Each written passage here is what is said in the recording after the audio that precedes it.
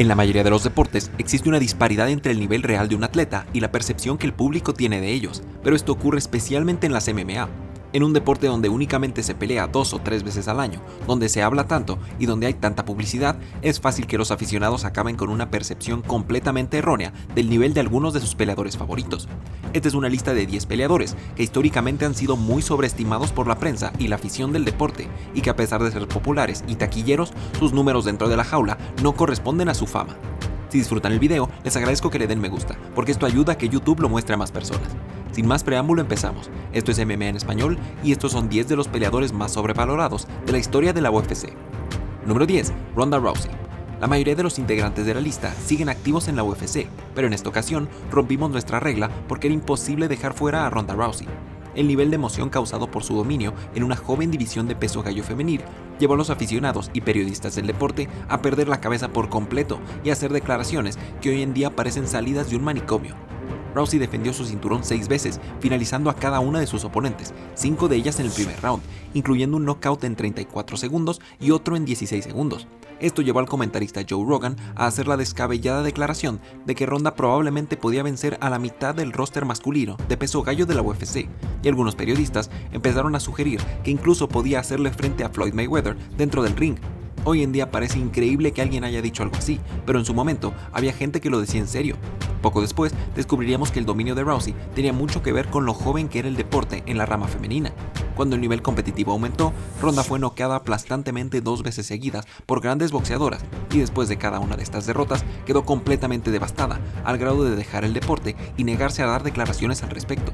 Estas derrotas evidenciaron que a pesar del dominio de Rousey, sus habilidades dentro del octágono y sobre todo sus habilidades de boxeo estaban increíblemente sobreestimadas. Número 9. Paddy Pimblett. Esta mención en la lista está a punto de desenvolverse frente a nuestros ojos en el futuro cercano. Paddy The Baddy Pimblett es un famoso y entretenido peleador proveniente de Inglaterra, la tierra de varios peleadores sobrevaluados en la UFC.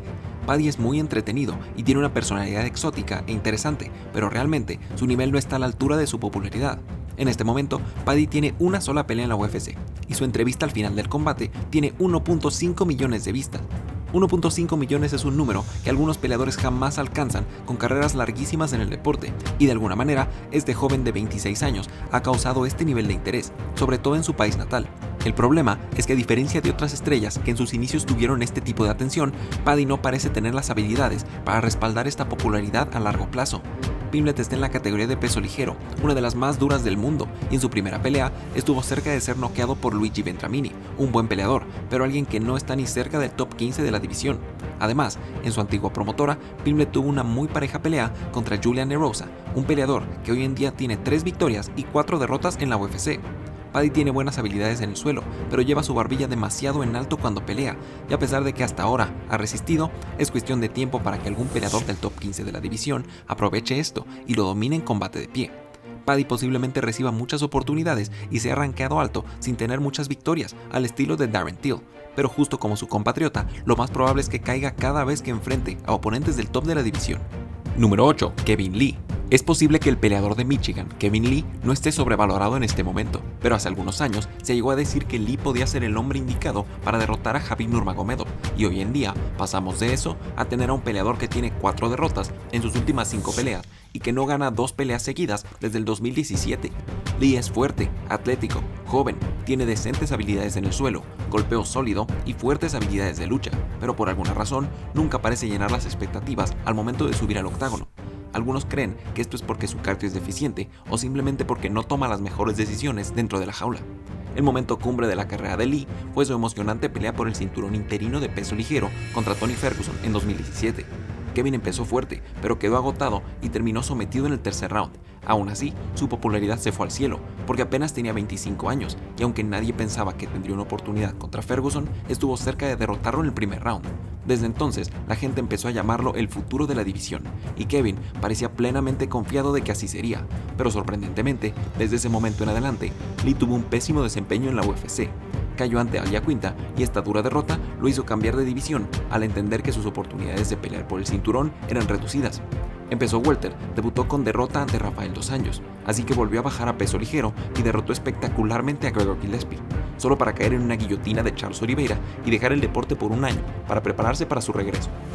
Lee estaba atrapado, sin saber si competir en peso ligero o welter, y a su regreso optó por volver a competir en peso welter, donde a pesar de ser favorito en casas de apuesta, fue derrotado por Daniel Rodríguez, que ni siquiera estaba rankeado al momento de la pelea, y con esta victoria apenas llegó a ser el rankeado 15 de la división. Así que Lee pasó de ser el supuesto futuro de la división y el elegido para destronar a Khabib a no estar siquiera rankeado en el top 15 de peso ligero ni de peso welter. Número 7. Uriah Hall.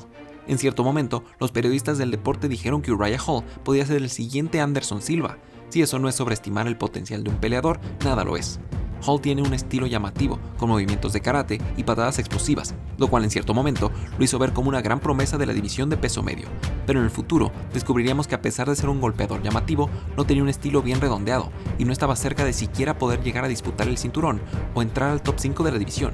Y en ocasiones llegó a caer en duras rachas de hasta 3 derrotas seguidas que incluso parecían poner en riesgo su carrera con la UFC. Hall prácticamente ha caído cada vez que tiene que enfrentar a oposición de alto calibre en la división.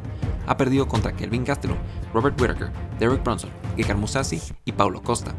Hall tiene 36 años y un récord de 10 victorias y 8 derrotas en la UFC, así que parece ser un ejemplo perfecto de un peleador que en sus inicios fue sobreestimado y terminó quedándose corto. Su estilo es bastante llamativo, pero en 7 años en la UFC ha tenido muy pocas victorias importantes. Número 6. Mike Perry. Mike Perry es uno de los peleadores más extraños y entretenidos del mundo por su agresivo estilo de pelea y porque francamente parece estar loco. Perry empezó con una brutal racha de 9-0 en MMA, consiguiendo todas sus victorias por nocaut, lo cual, junto con su exótica personalidad, lo hizo saltar a la fama y le daría grandes oportunidades a pesar de que no daría el ancho en la UFC. Después de un gran inicio en la compañía, Perry hoy en día tiene 7 victorias y 8 derrotas en la UFC. Y a pesar de eso, todos nosotros sabemos quién es, hemos visto sus peleas en lugares preferenciales en carteleras importantes y normalmente pensamos que puede derrotar a peleadores de un nivel intermedio. Pero si miramos más de cerca, descubrimos que Mike desafortunadamente nunca ha logrado estar rankeado dentro del top 15 de su división, ya que nunca ha ganado más de 2 peleas seguidas en la UFC. La prueba final de que Mike ha sido sobreestimado es que en sus peleas contra Alan Jouban, Max Griffin, Donald Cerrone y Tim Means, Perry era favorito en casas de apuesta y desgraciadamente perdió todos estos combates. Esto nos demuestra que la percepción de los aficionados del nivel de Perry no ha sido para nada precisa. Número 5. Anthony Pettis. Esta puede ser una mención controversial en la lista, porque todos vimos a Anthony Pettis ser campeón de peso ligero de la UFC, e incluso ser lo suficientemente popular como para aparecer en una famosa caja de cereal en Estados Unidos. Pero vista más de cerca, la carrera de Pettis es bastante más gris de lo que uno esperaría. Anthony empezó en la UFC con una derrota, seguida de 5 victorias que en ese entonces fueron suficientes para conseguir el cinturón y que lograra defenderlo en una ocasión ante Gilbert Melendez. Después de eso, enfrentó a Rafael Dos Anjos en marzo del 2015 y perdió el cinturón. Pettis tenía apenas 28 años y uno pensaría que apenas estaba acercándose a su mejor momento deportivo, pero desde ese momento en adelante, el peleador de Wisconsin tiene 6 victorias y 10 derrotas en MMA, una catastrófica racha para alguien que en algún momento pensamos que sería un dominante campeón y que tuvo tremenda popularidad por su atractivo estilo de pelea. Pettis cayó ante Dos Anjos, Eddie Álvarez, Edson Barboza, Max Holloway, Dustin Poirier, Tony Ferguson, Nate Diaz y Diego Ferreira. Su mejor victoria fue un sorpresivo knockout contra Steven Thompson en una pelea que iba claramente perdiendo. Esa milagrosa mano derecha interrumpió la que hubiera sido una racha de 4 derrotas seguidas y salvó su puesto con la UFC por un año más. Pero finalmente, Pettis dejaría la compañía a principios del 2021. Anthony pasó a formar parte de la promotora PFL, donde la exestrella de la UFC realmente tocaría fondo. En su debut en esta promotora, Pettis era favorito de 6-1 contra Clay Collard, un peleador que fue despedido de la UFC hace años, con una victoria y 3 derrotas. De alguna manera, el ex campeón perdió esta pelea contra un rival supuestamente de mucho menor nivel. 2 meses después, era favorito de 2-1 contra Lucio Manflo, y Pettis nuevamente fue derrotado por decisión, esta vez tocando fondo, al ligar 2 derrotas seguidas, siendo incapaz de ganar una sola pelea con una promotora que se supone es el semillero de la UFC, y cayendo contra peleadores que la UFC ni siquiera considera contratar, para realmente dejarnos dudando si el ex campeón realmente fue tan bueno como pensamos, o solamente tuvo una gran racha durante un par de años, hasta que sus rivales descubrieron la estrategia correcta para hacerle frente. Número 4. Brock Lesnar. Pocos peleadores han alcanzado la popularidad de la estrella de la WWE, Brock Lesnar, y esta popularidad lo hizo tener grandes oportunidades en el deporte, como por ejemplo recibir una oportunidad por el cinturón de peso completo, apenas teniendo un récord de una victoria y una derrota en la compañía. Lesnar capturó el cinturón y lo defendió 2 veces. Después vinieron duras derrotas contra Caín Velázquez y Alistair Overeem, que junto con problemas médicos lo hicieron dejar el deporte con un récord de 4 victorias y 3 derrotas en la UFC. un récord que no parece corresponder a la percepción que el público tiene de Brock. Entre los argumentos en contra del gigante estadounidense está el que probablemente tuvo la mayoría de su éxito mientras consumía sustancias prohibidas, ya que su mejor etapa fue antes de que los antidopajes se volvieran estrictos en la UFC y cuando regresó ante Mark Hunt en 2016 dio positivo por esteroides, así que realmente es difícil saber si Brock hubiera podido tener este éxito sin estas sustancias, en especial viniendo de la WWE, una industria donde los peleadores consumen una farmacia para verse como se ven. Lesnar estuvo a punto de recibir una oportunidad por el cinturón ante Daniel Cormier en 2019, en una pelea que hubiera sido meramente taquillera, pero en la que Brock prácticamente no tenía oportunidad y que no merecía por ningún lado. Su última pelea había sido 3 años antes y había terminado suspendido por dopaje, y aún así estuvimos a punto de verlo disputar el cinturón de la UFC debido a que su popularidad está muy por encima de sus habilidades. Número 3. Johnny Walker. Johnny Walker realmente no es sobreestimado hoy en día, pero fue tan extremadamente sobrevalorado al principio de su carrera con la UFC que no podíamos dejarlo fuera. A los aficionados y medios de este deporte les encantan las finalizaciones y en especial los knockouts, así que cuando un joven peleador aparece noqueando a todos sus rivales en segundos solemos perder la cabeza. Walker arrancó con 3 victorias por nocaut en la UFC, la primera fue en 2 minutos, la segunda en 15 segundos y la tercera en 38 segundos, así que la prensa se volvió loca y dijo que Walker era el peleador indicado para vencer a Jon Jones. Esto tiene que servirnos como lección de que es necesario ver a los nuevos peleadores en todas las facetas del deporte antes de declararlos Rocky Balboa.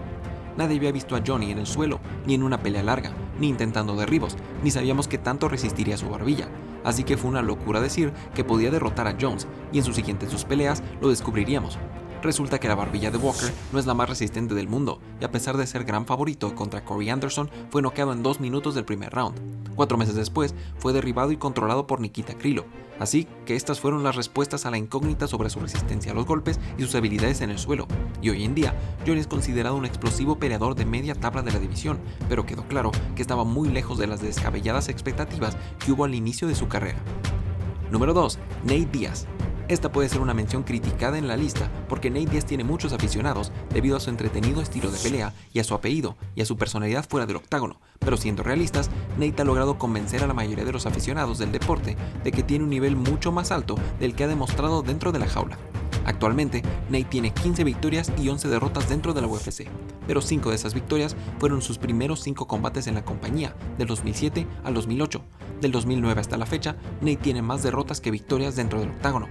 Después de un paso incierto por la división de peso ligero, en el que Díaz ganaba un par de peleas y luego perdía otro par, el peleador de California se topó con una mina de oro al recibir la oportunidad de enfrentar a un confiado Conor McGregor y lograr someterlo en el segundo round, después de que el irlandés agotara su energía golpeando la mandíbula de hierro de Díaz en el primer asalto. De ahí en adelante, Nate se volvió una enorme estrella e incluso superó a su hermano Nick en popularidad, según sus seguidores en redes sociales. En agosto del 2016 vino una revancha contra McGregor, que Nate perdió, y de ahí en adelante no volvió a pisar el octágono en 3 años, para volver contra otro miembro de nuestra lista, Anthony Pettis, y derrotarlo por decisión unánime. Después vinieron derrotas contra Jorge Masvidal y Leon Edwards, que dejaron a Nate con un porcentaje de victorias del 58% dentro de la UFC, algo muy poco impresionante para alguien que es una de las mayores atracciones de la compañía, y que aún así jamás ha estado siquiera cerca de recibir una oportunidad por el título. Nate ha sido enormemente dominado al enfrentar a peleadores del top 5 de su división, como Rafael Dos Anjos, Rory McDonald, Benson Henderson y Josh Thompson, y prácticamente no ha logrado llegar al top 5 de alguna división durante toda su carrera, además de tener pocas victorias notables fuera de su sorpresa contra Conor McGregor. Así que a pesar de lo entretenida que ha sido su carrera y de ser el hermano de Nick Diaz, Nate sin duda ha logrado convencer a un enorme número de aficionados de que es mucho mejor de lo que sus números indican. Y como número 1 tenemos a Darren Till. El inglés Darren Till fue la motivación y casi la definición exacta de lo que se necesita para estar en esta lista. Till es un peleador de buen nivel que probablemente puede rondar el lugar 10 de la categoría de peso medio. Tiene únicamente una victoria en los últimos 3 años, pero gracias a su país de procedencia y su carisma ha tenido una cantidad increíble de oportunidades en eventos estelares e incluso una descabellada oportunidad por el cinturón de peso welter. Además de esto, Till es constantemente sobreestimado en las apuestas y prácticamente siempre es el favorito, a pesar de que continúa dejando mal a quienes lo apoyan. Till tiene 3 victorias sobre nombres reconocidos dentro de la UFC.